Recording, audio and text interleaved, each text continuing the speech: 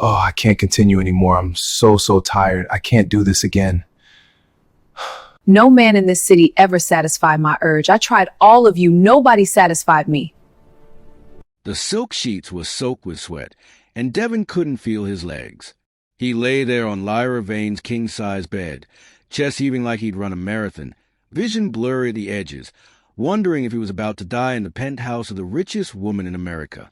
His heart hammered against his ribs so hard he thought it might crack bone.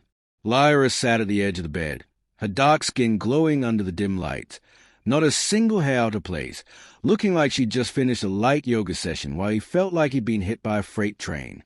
She glanced back at him with those deep brown eyes that had lured 1,000 men to their limits, and she smiled, not cruel, just knowing. "You lasted 4 hours," she said softly, her voice smooth as honey. "That's better than most." Devon tried to speak, but his throat was too dry, his body too drained. He'd come here confident, cocky even, telling his boys he'd be the one to tame the legendary Lyra Vane and walk away $50 million richer. Now he couldn't even lift his head. If you're watching this, hit that subscribe button because this story gets wild, and you won't believe what happens next. Devon had heard the stories, everyone in the city had, but he thought they were exaggerated, miscreated by men too weak to admit they couldn't handle a woman like her. He was wrong. Lyra rose from the bed, wrapping a black silk robe around her perfect frame, and walked toward the floor-to-ceiling windows that overlooked the glittering skyline of Valdres City. Devon was a personal trainer, built like a Greek statue, with stamina that had made him legendary in his own circles. Women whispered about him at the gym, talked about nights that went until sunrise, and he'd never once failed to deliver. That's why when he heard about Lyra's challenge, satisfy her until dawn and win half a fortune, he didn't hesitate. He walked into her glass tower 3 days ago, passed the security, signed the NDA, and rode the private elevator to the top floor like he was going to collect a prize that was already his. The penthouse was more beautiful than anything he'd ever seen, all marble and gold accents, art worth millions on the walls, a space that screamed power and wealth. Lyra had greeted him at the door wearing nothing but confidence and a smile that made his pulse quicken. She was 32, a self-made billionaire who'd built her empire from nothing, and she looked like she'd been carved by angels. Her hair fell in dark waves down her back, her lips were full and inviting, and her body curved in ways that made grown men forget their own names. Devon thought he was ready. He thought 4 years of conditioning, discipline, and experience would be enough. It wasn't even close. The first hour had been incredible, the kind of passion that made him feel alive in ways he'd never experienced. Lyra moved like water, responsive and wild, her energy infectious and overwhelming. But by the second hour, Devon started to notice something strange. While he was breathing hard, muscles burning, she seemed to grow stronger, more vibrant, like she was feeding off his energy. By the third hour, his confidence had cracked. His body screamed for rest, but Lyra showed no signs of slowing down. She whispered in his ear, her voice a drug he couldn't resist, pulling him deeper even as his strength faded. By hour 4, Devon was done. He collapsed onto the bed, every muscle in his body quivering, his mind foggy and distant. Lyra didn't mock him or show disappointment. She simply stopped, as if she'd known all along this was how it would end. Now, as she stood by the window looking out at the city she owned, Devon finally found his voice. "How?" he croaked, barely able to form the word. Lyra turned, her expression unreadable. "You're the 347th man to ask me that," she said, "and I still don't have an answer." Devon forced himself to sit up, every movement agony. His pride was shattered, but his curiosity burned brighter than his shame. "What are you?" he asked, and the question hung in the air like smoke. Lyra's smile faded, replaced by something darker, something that looked almost like sadness. "I'm a woman who can't be satisfied," she said quietly, "and I've spent 10 years trying to figure out why." She walked to a small bar in the corner and poured herself a glass of wine, her movements graceful and controlled. Devon watched her, his mind racing. This wasn't just about sex or stamina. There was something deeper here, something broken, and for the first time since entering her penthouse, he felt something other than exhaustion. He felt pity. The money, Devin said, his voice stronger now. You're really giving away $50 million to whoever lasts until dawn. Lyra took a sip of wine and nodded. I am, but no one ever will. Her certainty chilled him. How do you know? He asked. She set down her glass and looked at him with eyes that held centuries of loneliness. Because I've tried everything. Devin.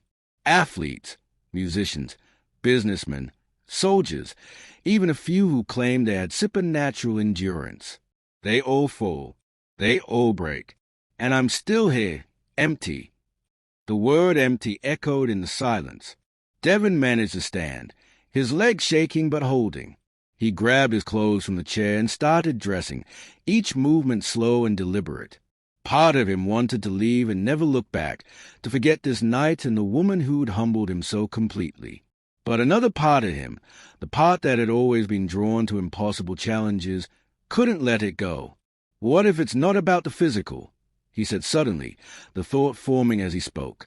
Lyra's head tilted slightly, curiosity flickering across her face. What do you mean? Devin pulled on his shirt, his mind working through the fog of exhaustion.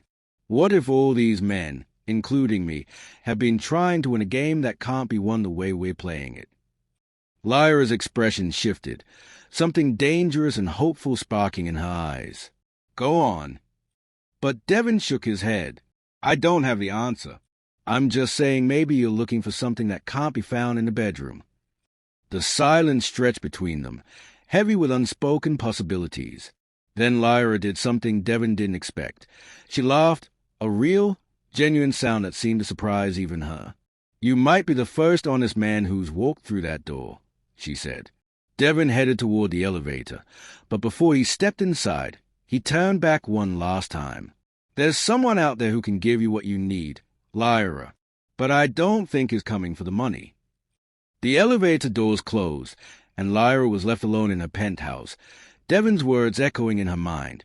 As somewhere across the city, a man named Elias was about to discover something that would change everything. Don't go anywhere. Next chapter is coming, and you need to see what Elias finds in that forgotten library, so make sure you're subscribed and hit that notification bell. Elias Cole sat in the basement archives of the Valdres City Historical Library at 2 a.m, surrounded by dust and forgotten memories, when his fingers brushed against something that shouldn't exist. The object was cold, smooth, and hidden beneath a stack of property records from 1847. When he pulled it free, he found himself holding an ornate hand mirror, its frame carved from darkwood that seemed to absorb light rather than reflect it. The glass surface was pristine despite being buried under decades of neglect, and as Elias stared into it, he saw not his own reflection but something else entirely, a swirling darkness that made his stomach drop. He'd been working as a research librarian for 6 years, cataloging the city's forgotten history, and he'd never seen anything like this. The mirror felt alive in his hands, pulsing with an energy that made the hair on his arms stand up. Elias was 30 years old, quiet and thoughtful, the kind of man who preferred books to people and spent his Friday nights reading about ancient civilizations instead of hitting the clubs. His friends, the few he had, often joked that he was born in the wrong century. But Elias didn't mind. He found more truth in old pages than he ever did in modern conversations. As he turned the mirror over, he noticed an inscription carved into the back in a language he didn't immediately recognize. It took him 20 minutes of cross-referencing before he identified it as Old Aramaic, and another hour to translate the words. Truth reveals what flesh conceals. Elias set the mirror down on his desk and leaned back in his chair, his mind racing with possibilities. He'd heard stories about objects like this, artifacts that supposedly revealed hidden truth or secret desires, but he'd always dismissed them as folklore, stories told to entertain rather than inform. Yet here it was, solid and real in his hands, radiating an energy that couldn't be explained by simple metal and glass. He picked up his phone and almost called his mentor, Dr. Patricia Williams, but stopped himself. It was past 2 a.m, and more importantly, something told him this discovery needed to remain private, at least for now. Elias held the mirror up again, this time deliberately looking into its surface. Instead of his reflection, he saw a woman. She was beautiful, with dark skin that glowed like polished mahogany and eyes that held oceans of sadness. She sat alone in a massive penthouse, staring out at a city that sparkled below her like scattered diamonds, and even through the mystical glass, Elias could feel her loneliness radiating like heat from a flame. He didn't know who she was, but he knew with absolute certainty that she was in pain. The image shifted, and suddenly Elias was seeing memories that weren't his own, flashes of men entering a bedroom, their faces confident and eager, followed by images of those same men leaving hours later, broken and hollow. He saw the woman's face in each memory, and while her expression remained composed, her eyes betrayed a desperation that grew with each failed encounter. The mirror grew hot in Elias's hands, almost burning, and he nearly dropped it before the vision stopped. He was back in the library basement, his heart pounding, sweat beading on his forehead despite the cool air. The mirror's surface had returned to normal, now showing only his own reflection, a slim black man with close-cropped hair, wire-rimmed glasses, and an expression of absolute shock. Elias set the mirror down carefully, his hands trembling slightly. He'd spent his entire adult life studying history, analyzing artifacts, and explaining away supernatural claims with logic and reason. But there was no rational explanation for what he'd just experienced. The mirror had shown him something real, something happening right now in the city above him. He thought about ignoring it, about locking the mirror away and pretending he'd never found it. But the image of the woman's eyes haunted him. He'd seen loneliness before. He'd felt it himself more times than he cared to admit. But what he'd witnessed in that vision was something deeper, something that went beyond simple isolation. It was a hunger that couldn't be fed, a thirst that couldn't be quenched, and it was slowly destroying her from the inside out. Elias grabbed his laptop and opened the browser, his fingers flying across the keyboard as he searched for any information that might explain what he'd seen. He started with local news, scanning headlines for anything unusual, and that's when he found it. The article was from a gossip website, the kind of sensationalist journalism that Elias normally avoided. But the headline caught his attention immediately. Billionaire Lyra Vane's infamous challenge. 300 men have tried, or have failed. Elias clicked the link and began reading, his eyes widening with each paragraph. Lyra Vane, the article explained, was the youngest self-made black female billionaire in American history. She'd built her fortune through a combination of tech investments and real estate development, turning a small inheritance into a multi-billion-dollar empire before she turned 30. But it wasn't her business acumen that made her famous.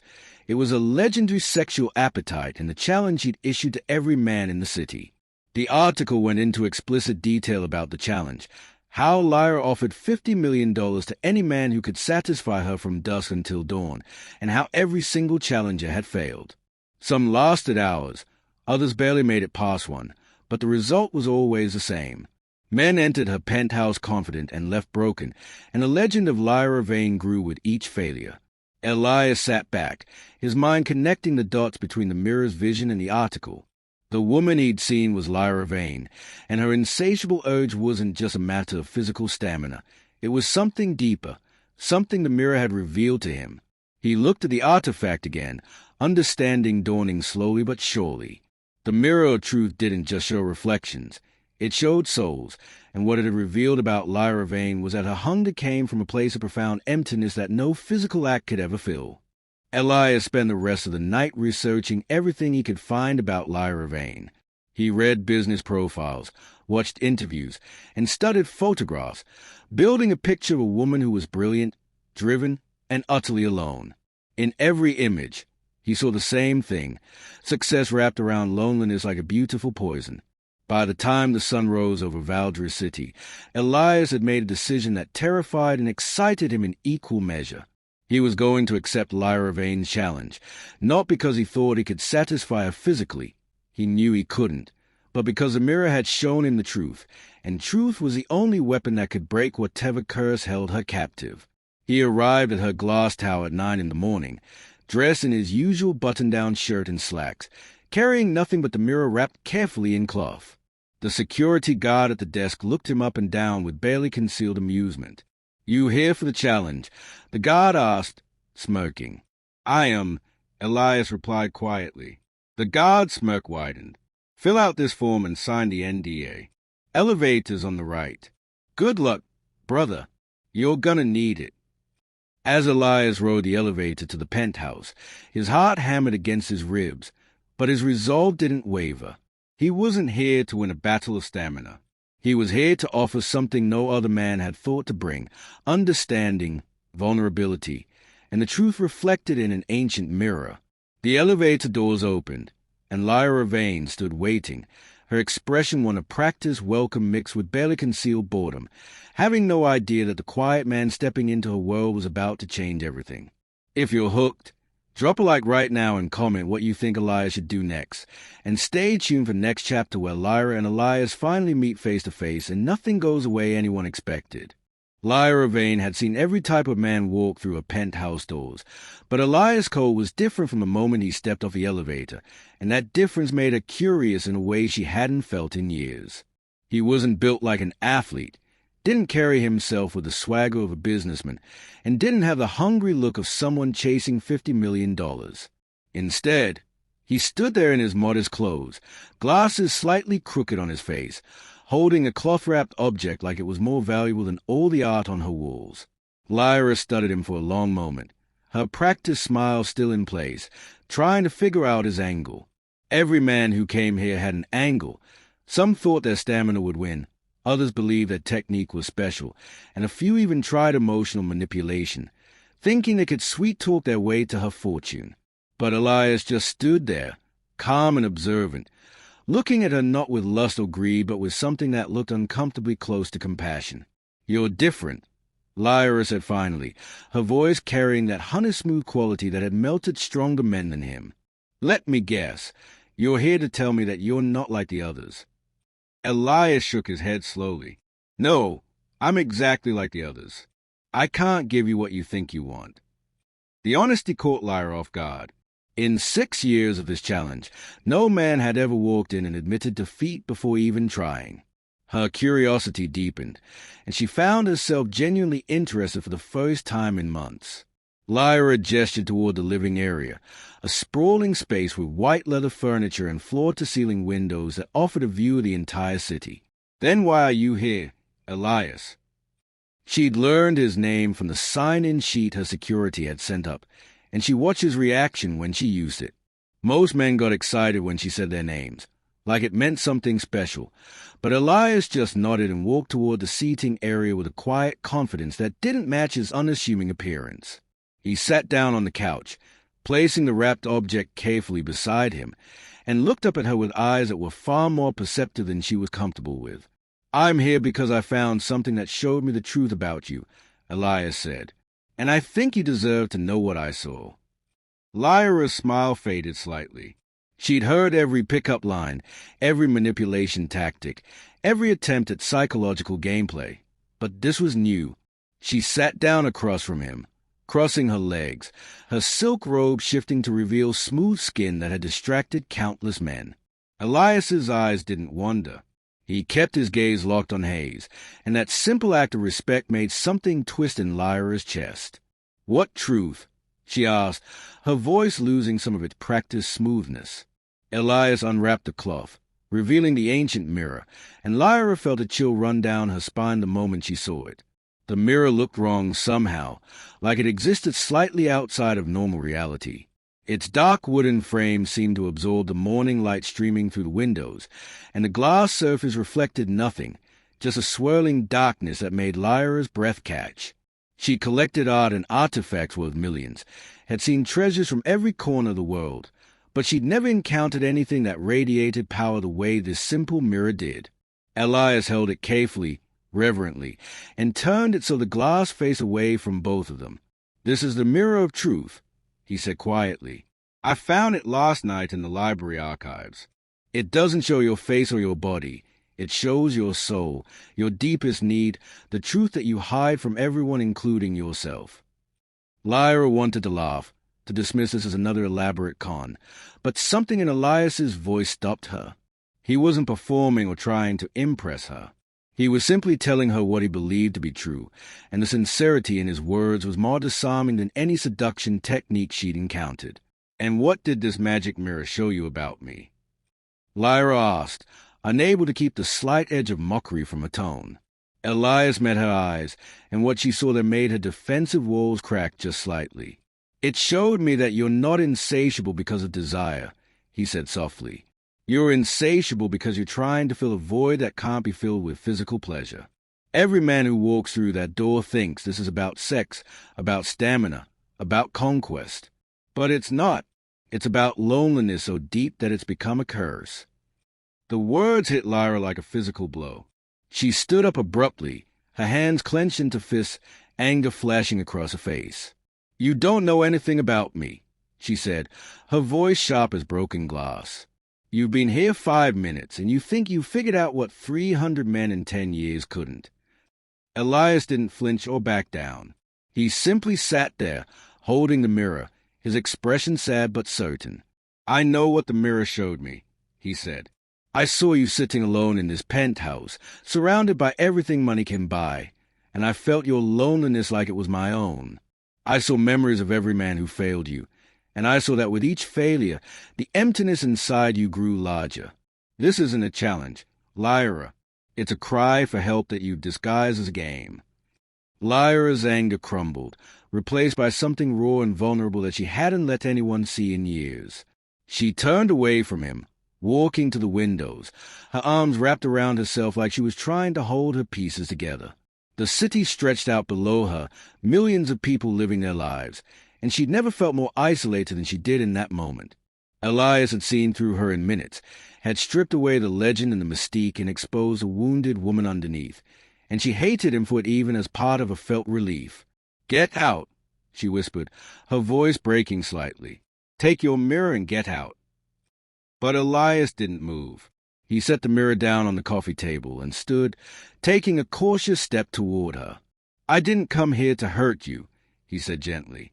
"I came here because I think I can help. Not by trying to satisfy your physical urge. I can't do that, and I won't pretend I can. But maybe, just maybe, I can help you understand why you have this urge in the first place." Lyra spun around, tears threatening at the corners of her eyes, though she refused to let them fall. "And how exactly would you do that?" she demanded.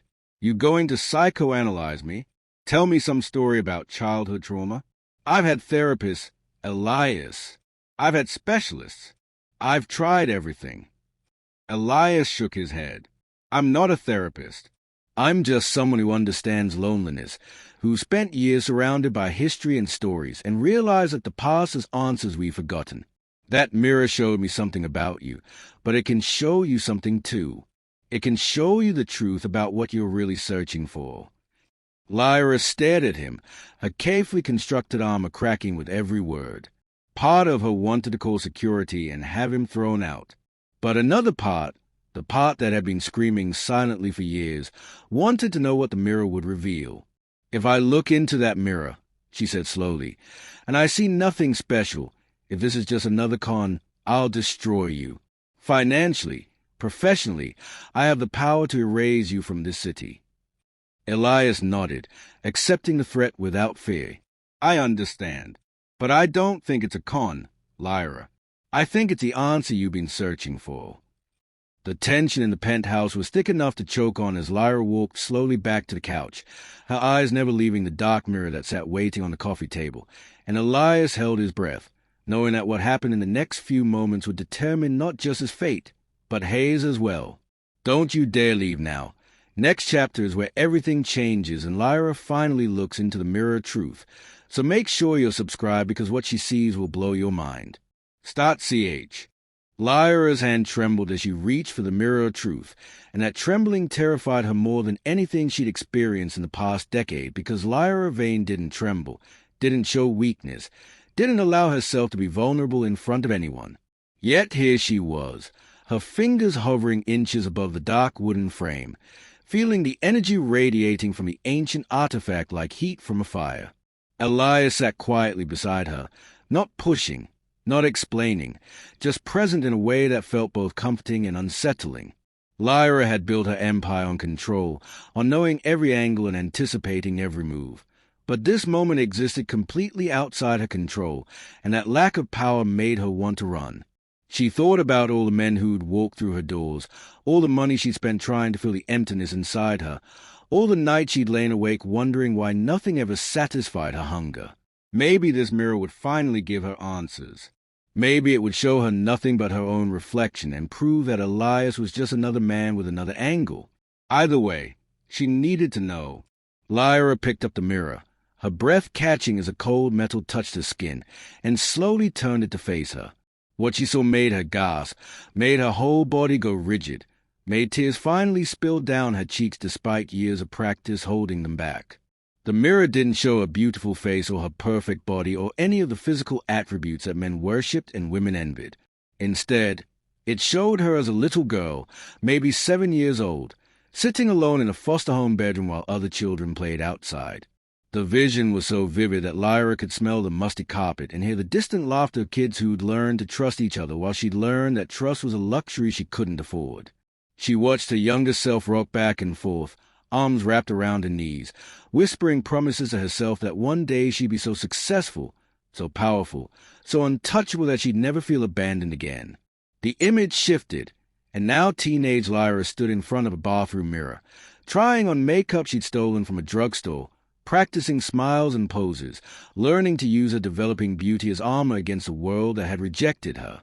She saw herself at 19, sleeping with her first boyfriend not because she wanted to but because she thought physical intimacy would fill a void where parental love should have been. She saw the disappointment on her face when the intimacy ended and the emptiness remained, deeper than before. The mirror showed her a pattern forming, a belief crystallizing that if one man couldn't fill the void, maybe 2 could, maybe 10 could. Maybe if she pushed herself hard enough and found the right person, the hunger would finally be satisfied. The visions continued, relentless and revealing, showing Lyra building her business empire with the same desperate energy she brought to her bedroom, as if enough success and enough pleasure could somehow compensate for the love she'd never received as a child. She saw herself at 25, newly wealthy, surrounded by admirers, and completely alone despite the crowd. She saw the moment the challenge began, not as a game but as a genuine hope that somewhere out there existed a man whose presence could make her feel whole. She watched herself grow harder with each failure, watched her hope curdle into cynicism, watched the emptiness inside her transform from a void into a curse that consumed everything she touched. The mirror showed her the truth she'd been running from for 25 years. She wasn't searching for sexual satisfaction.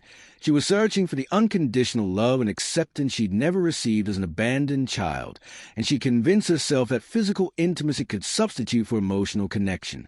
Tears streamed down Lyra's face as she watched her own story unfold in the mirror's dark glass, each revelation cutting deeper than any physical pain she'd ever experienced. She saw how she'd used her beauty as a weapon and a shield, how she'd turned intimacy into a competition, how she'd measured her worth by how many men desired her body while never allowing anyone to see her soul. Elias sat beside her in silence, not touching her, not speaking, just bearing witness to her revelation with a patience that spoke of genuine compassion. When the visions finally stopped and the mirror returned to its swirling darkness, Lyra set it down carefully on the coffee table and covered her face with her hands, sobbing in a way she hadn't allowed herself to sob since she was that little girl rocking alone in a foster home bedroom. Everything made sense now. The insatiable age, the endless parade of men, the challenge that no one could win. She'd been trying to find love in the arms of strangers, trying to heal childhood wounds with adult pleasure, trying to fill a void that could only be filled by genuine human connection and self-acceptance. The realization broke something inside her, but it also freed something, like a dam finally bursting after years of pressure. She cried for the little girl who'd never been wanted, for the teenager who'd learned to trade her body for affection, for the woman who'd built an empire on sand and called it solid ground. Elias finally moved, reaching out to place a gentle hand on her shoulder, not with desire or pity but with simple human kindness, and that kindness made Lyra cry harder because it was the first touch in years that asked for nothing in return.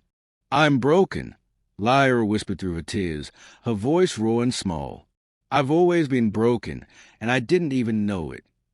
Elias shook his head gently. "You're not broken. You're human.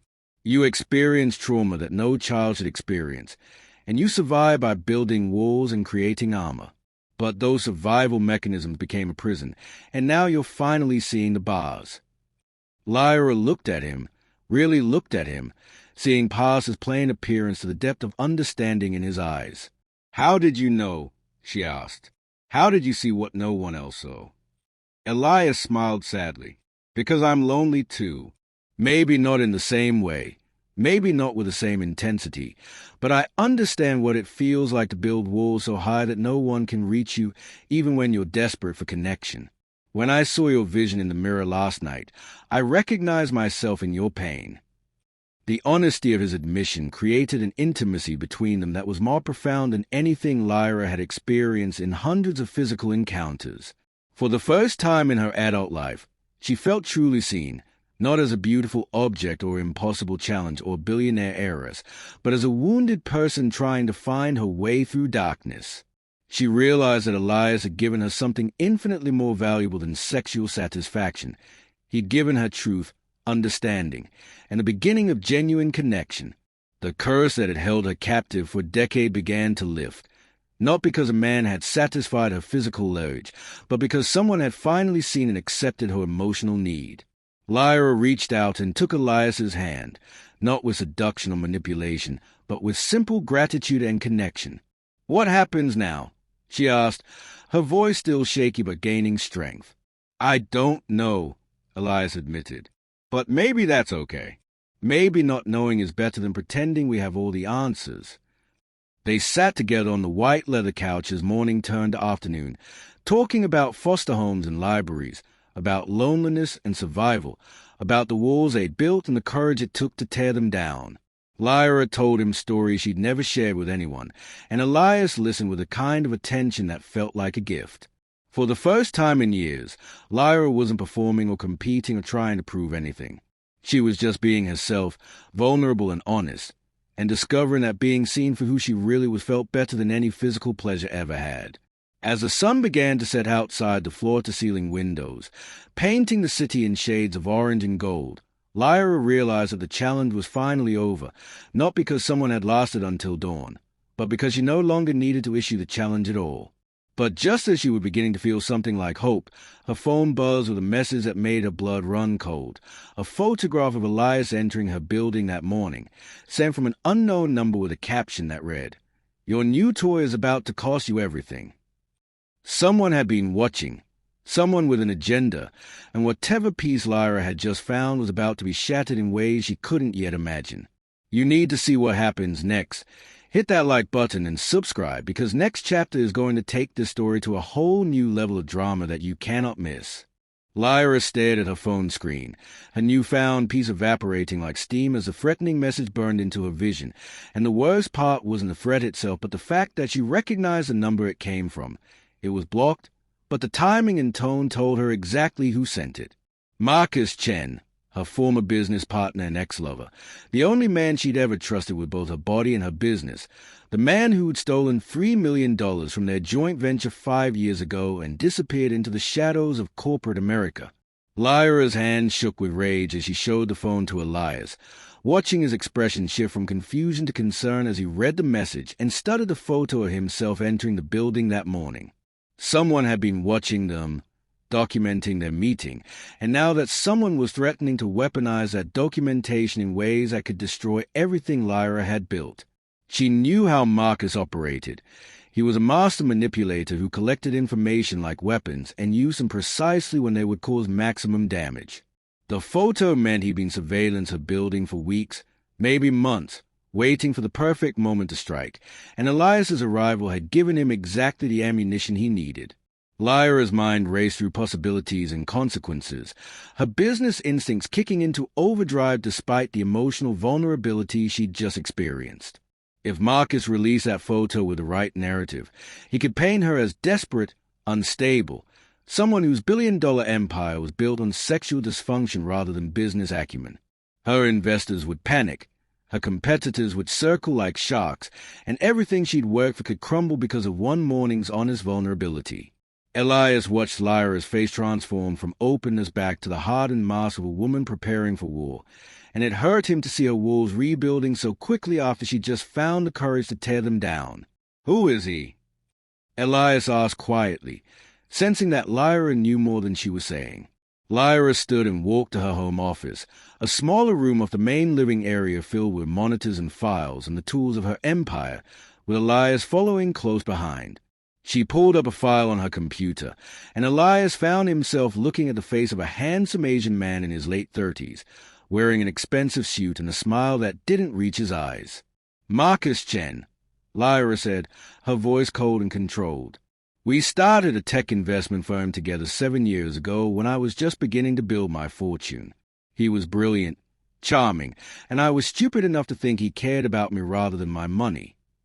She pulled up more files, showing transaction records, legal documents, and email chains that painted a picture of systematic theft and betrayal. Marcus had been siphoning funds from their joint accounts for months, using shell companies and fake invoices to hide his tracks, and by the time Lyra discovered the theft, he'd already taken $3 million and vanished.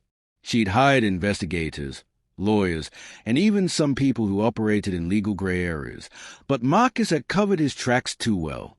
He'd resurfaced 2 years later working for a rival investment firm, protected by non-disclosure agreements and legal technicalities that prevented Lyra from publicly accusing him without risking defamation lawsuits that could cost her far more than the $3 million he'd stolen. "It's been quiet for 3 years," Lyra continued, her fingers flying across the keyboard as she pulled up social media profiles and business records. "I thought maybe he'd moved on, found new victims, forgotten about me. But I should have known better. Marcus doesn't forget, and he doesn't forgive. I publicly called him a thief at an investor conference right before I discovered I couldn't legally prove it, and he swore he'd make me pay for that humiliation." Elias felt a chill run down his spine as he realized they weren't just dealing with a blackmailer. They were dealing with someone who had a personal vendetta and the patience to wait years for the perfect revenge. "What does he want?" Elias asked, though he suspected he already knew the answer. Lyra's phone buzzed again, and this time the message was longer and more explicit. "Remember the $3 million you accused me of stealing? Consider it interest on the $50 million you're about to pay me. Transfer the money to the account below by midnight tomorrow, or I release everything. The photos, the videos from your bedroom cameras that you don't know I hacked into, the full story of your challenge and every man who's failed you. Your empire will crumble.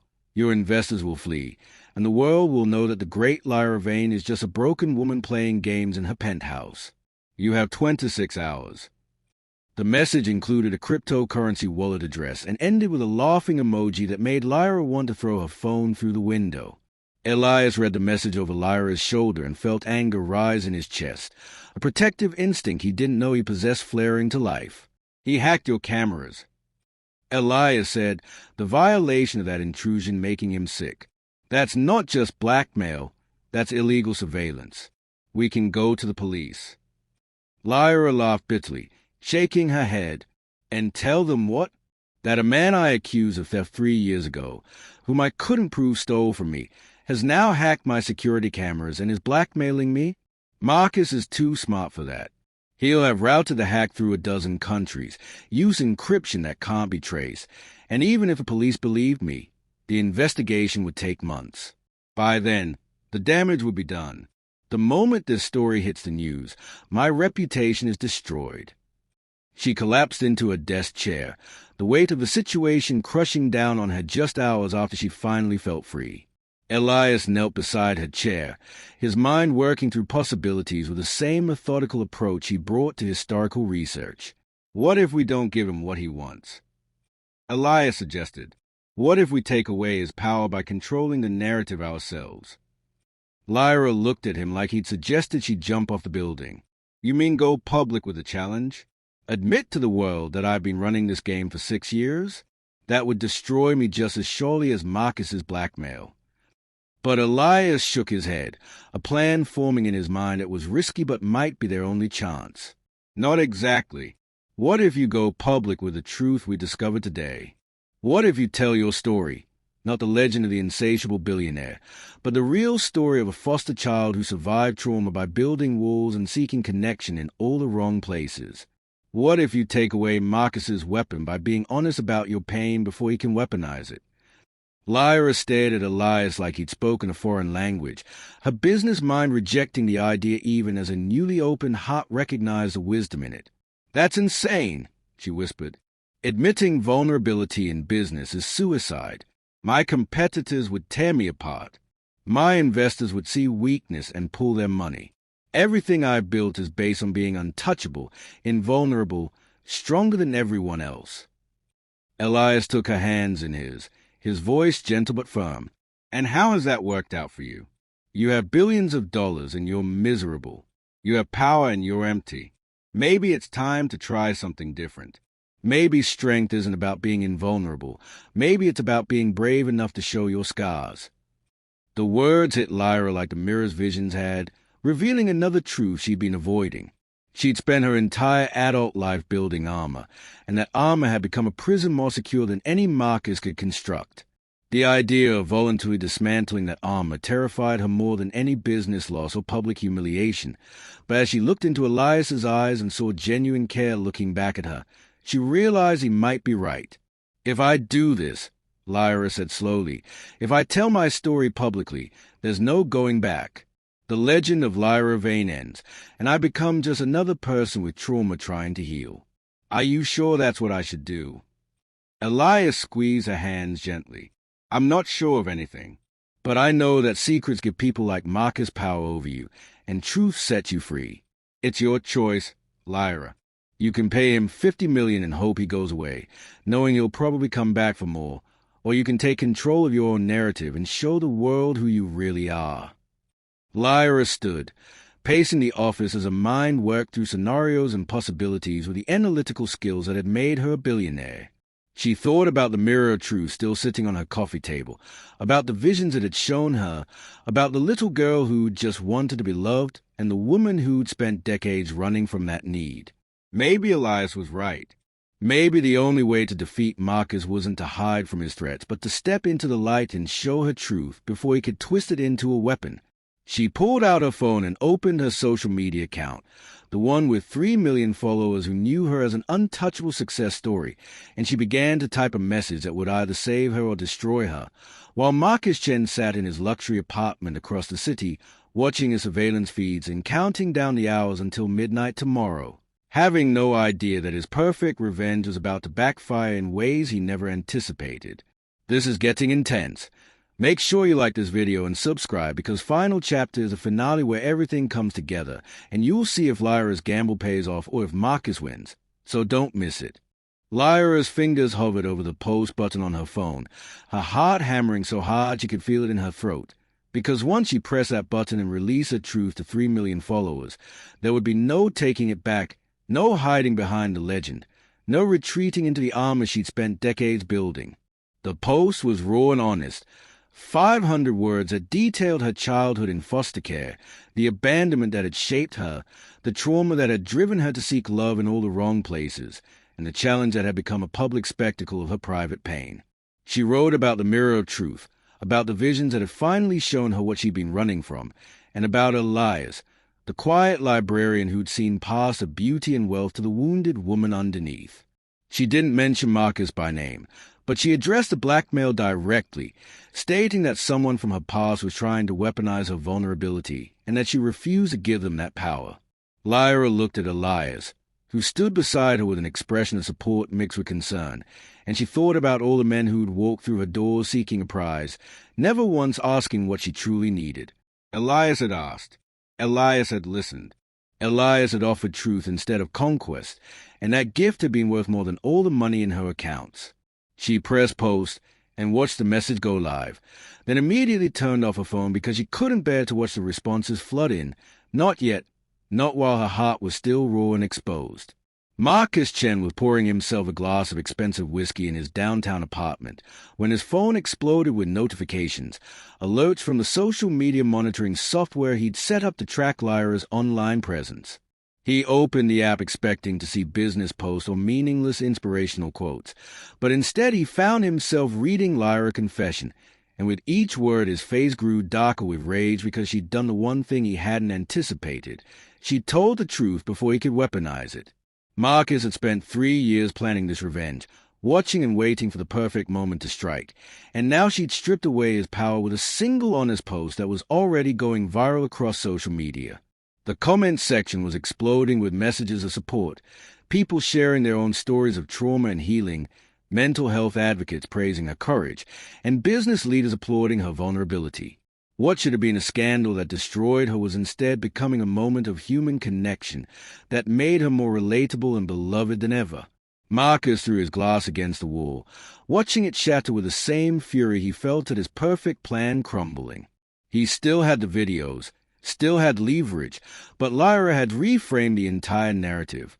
If he released the bedroom footage now, he wouldn't be exposing a scandal. He'd be violating a trauma survivor who just bravely shared her story, and the public backlash would destroy him instead of her. Lyra and Elias sat together on her penthouse couch as the sun set over Valdres City, her phone still turned off, his hand holding hers in quiet support. "I'm scared," Lyra admitted, her voice small but steady. "I just exposed everything I've spent my whole life hiding, and I don't know what happens next." Elias squeezed her hand gently. "What happens next is you start healing. Really healing, not just covering wounds with success and distraction. It won't be easy, and it won't be quick, but you've taken the first step, and that's the hardest one."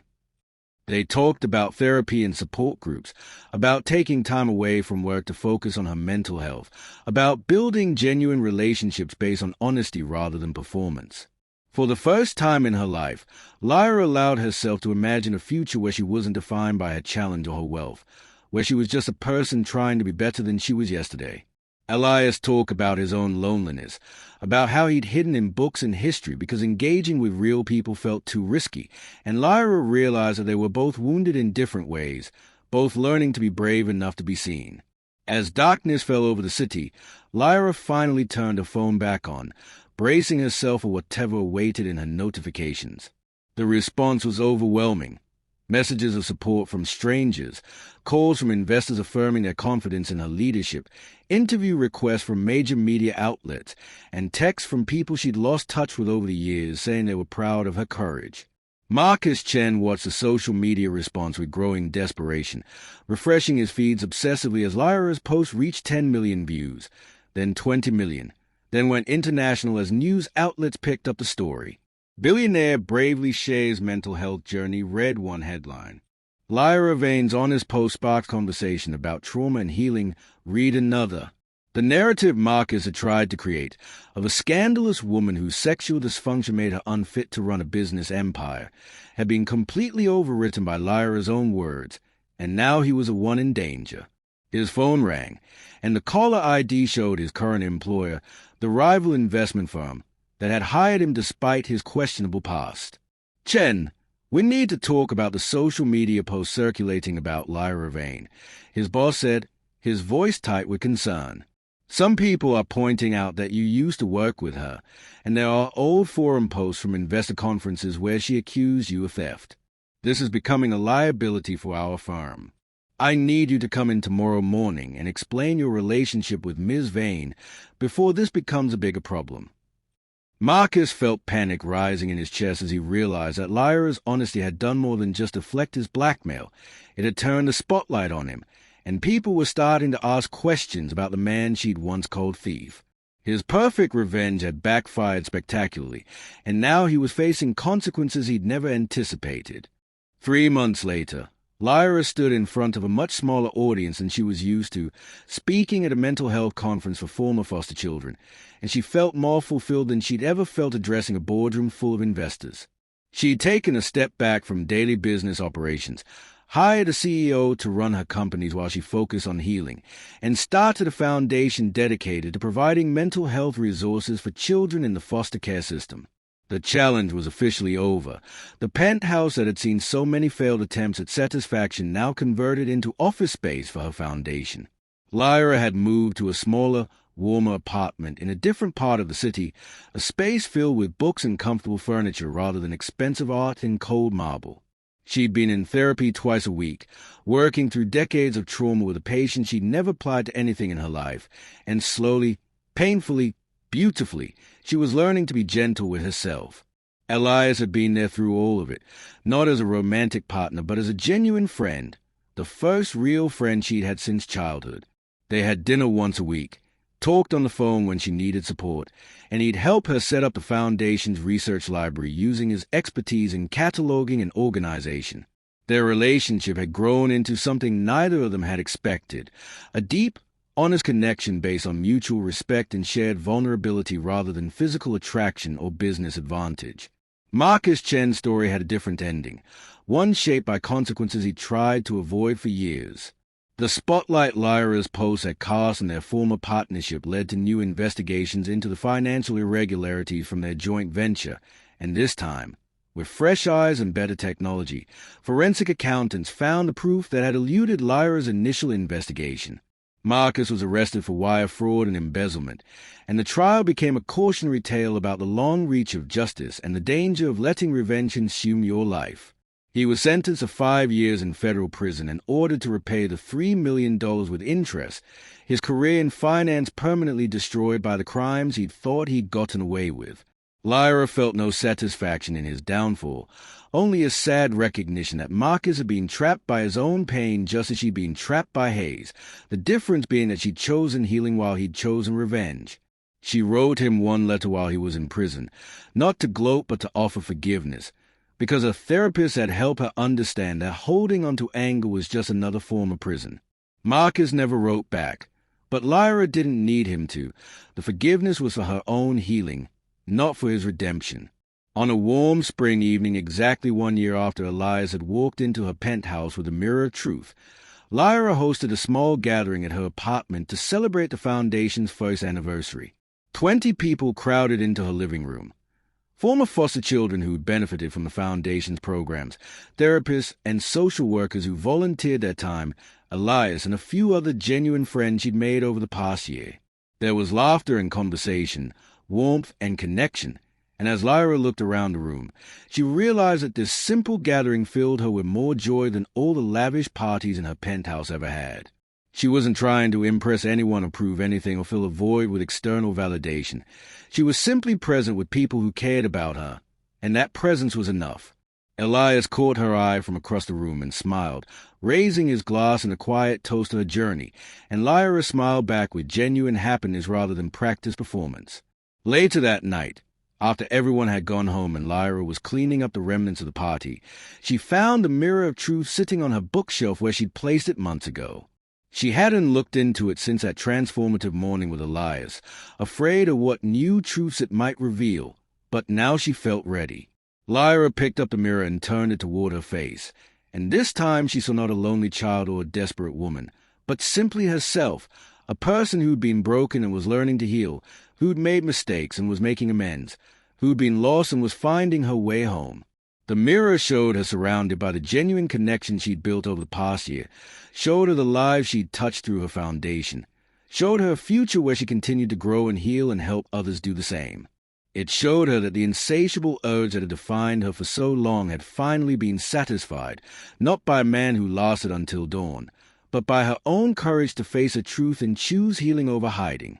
Lyra set the mirror down with tears of gratitude rather than pain, understanding now that the curse had never been about sex or stamina. It had been about believing she was unworthy of love unless she could be perfect and invulnerable. She'd been wrong, and that wrongness had nearly destroyed her, but she survived and transformed and become someone she could finally respect and even love. The city light sparkled outside her window, and Lyra realized that for the first time in her adult life, she felt complete not because someone else had filled her emptiness, but because she'd learned to fill herself with honesty, vulnerability, and authentic human connection. The legend of the insatiable billionaire was over, replaced by the much quieter but infinitely more meaningful story of a woman who'd found the courage to heal.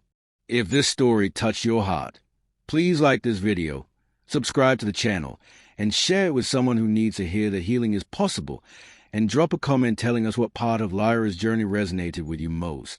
because your stories matter too, and together we can break the silence around trauma and create a community of healing and hope.